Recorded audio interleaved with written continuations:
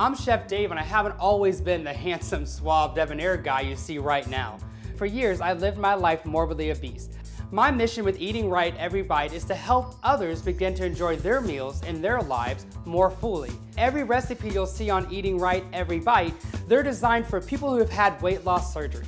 When I chose weight loss surgery as a tool to get my life back, it was in desperation. At my heaviest adult weight, I was about 410 pounds. Being a chef, I began to invent new and better recipes and prep techniques so getting protein wouldn't be a chore. You can truly enjoy delicious food while remaining committed to a healthy diet. My mission with Eating Right Every Bite is to help others begin to enjoy their meals and their lives more fully.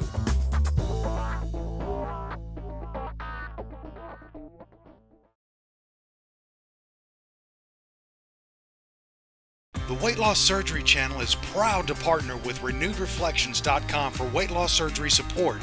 Share encouragement, strength, and hope with new friends online. And get the skinny on different weight loss surgery procedures from a resource you can trust. All at RenewedReflections.com.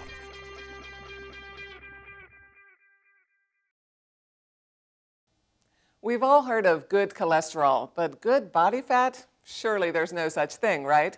Well, good body fat does exist, and it's actually baby fat, or rather the fat that children have. This healthy fat is also known as brown fat, and the good news is that brown fat is a metabolism booster, fighting obesity and type 2 diabetes. Everyone has normal white fat, the kind that stores up the calories and causes obesity. But brown fat is different. It actually burns off the calories, and when it does, it helps you regulate your body temperature by generating heat. Babies are born with brown fat, which lets them adjust their metabolisms to the right level. But brown fat quickly disappears in adults, and that's a shame, because the more of it you have, the closer to your ideal weight you tend to be. However, there may be a way to get your brown fat back. It involves a protein called PRDM16. Back in 2007, Nature magazine reported on a study that showed PRDM16 could transform adult stem cells into brown fat. Now researchers at the Dana-Farber Cancer Institute in Boston have found another protein, CEBP-beta, that can work together with PRDM16 to trick human skin cells into changing into brown fat. And if scientists can find a way to use this protein cocktail to kickstart the body into making enough energy-burning brown fat to boost metabolism, they could be on track to developing an effective drug-based treatment for obesity. Of course, research on the relationship between these two proteins and the production of brown fat has been largely limited to rats so far. But since rats have a similar metabolism to us humans, it's a good bet that what works for them will work for us.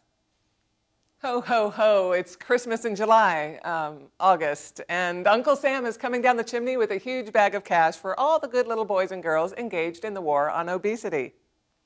That's the word from U.S. Health and Human Services Secretary Kathleen Sebelius, who announced recently that the Fed is about to start stuffing the stockings of state and local government anti-obesity programs with lots of gaily wrapped taxpayer money. The Obama administration's much vaunted economic stimulus package is coming to town, and the funding is flowing like eggnog, which you shouldn't drink, of course, since it's way high in fat and calories. Anyway, this holiday bounty of cash will flow to programs that encourage healthy lifestyles, promote better school lunches, provide nutrition programs in senior centers, and pay for physical education classes for children. Funding for infrastructure is included, too. Money for cities and towns to use to encourage walking and biking, for example. Most of the $1 billion in disease prevention money provided by the stimulus plan will fund an initiative to fight obesity, heart disease, and other chronic conditions at the state level, a plan designed by the Centers for Disease Control to help states and communities attack obesity and other public health problems. And all this is separate from the real payday that will come if the Obama administration's proposed $2.5 trillion health care reform package passes. Among other things, the legislation would provide funding for a massive program to get more fruits and vegetables into school lunches and encourage grocery stores to sell more fresh produce in poor communities.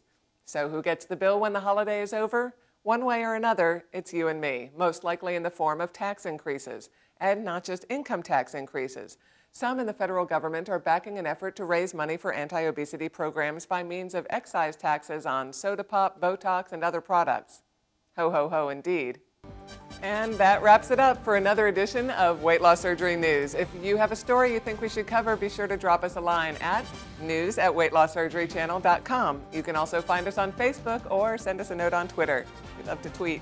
I'm Leslie Thompson, and we'll see you next week. Bye-bye.